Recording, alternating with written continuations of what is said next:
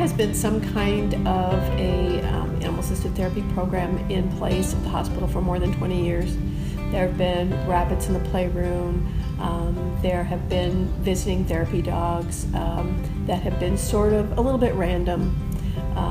And when I started in 2003, there were therapy dogs visiting at that time, and they had been coming for probably 6 or 7 years, but it had not been structured.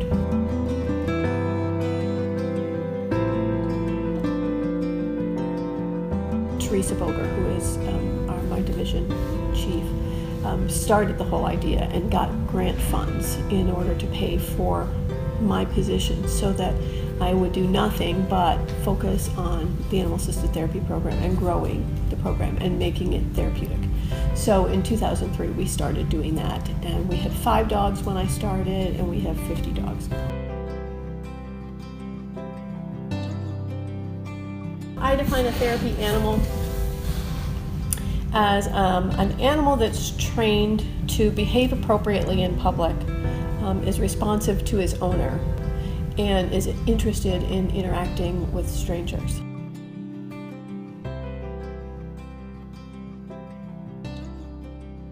It's a pretty simplistic definition in my mind.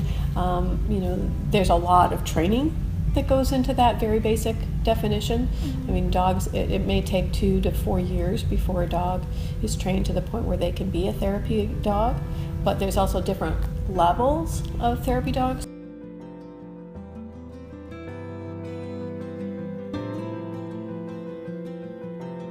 But all kids are going to be experiencing some fear about being in a place that's unfamiliar to them, some anxiety about the unknown, and so those conditions are something that we can do a lot with.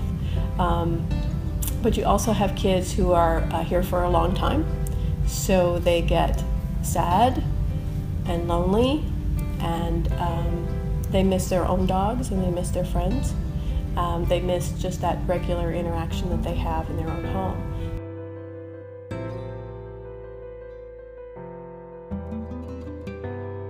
That's why I always look at animal-assisted therapy as a motivator. So it doesn't replace other therapies. It's a motivator. It can get kids to do things that they didn't want to do, and then they'll do those other therapies.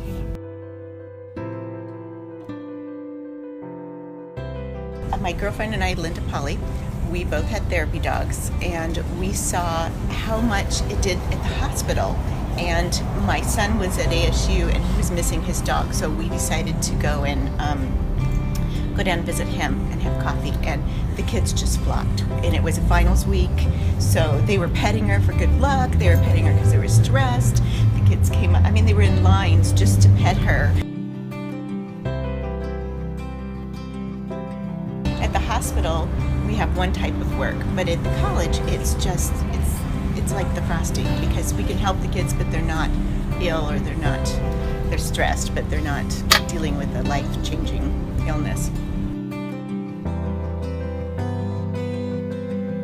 Hope dogs, they were Katrina, 9/11, any of the big disasters in the country. They send these dogs in to work the shelter with the victims and survivors of a national disaster.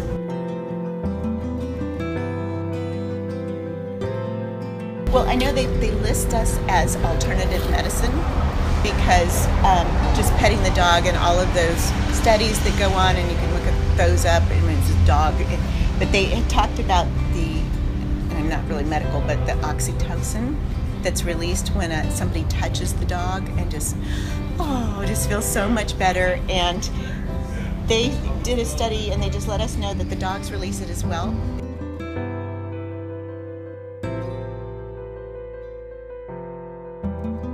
So she breaks barriers that others wouldn't do. Maybe you wouldn't talk to me as you walked by, but I need to talk to your dog. And that's why they use them for the Hope crisis responses, because if someone's just lost everything, they might hug and cry into her fur and tell her something that if I just asked her, "Are you okay?"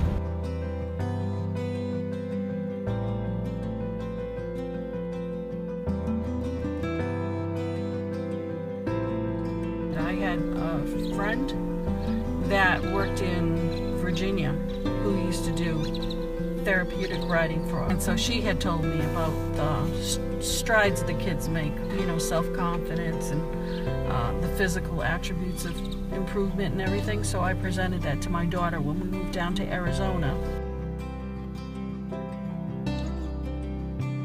Maddie looks forward to it. She doesn't have to work. For her, this is just play and having a favorite horse, and it's easy. She doesn't see the requirement involved in it. I think horses in general have a real sense of the people that are around them, and so I think a horse really has kind of like a heart for a child, especially a disabled child. I think they can sense that they're needed, and so they're kind of humanistic on 4 legs. I just think the children feel safer,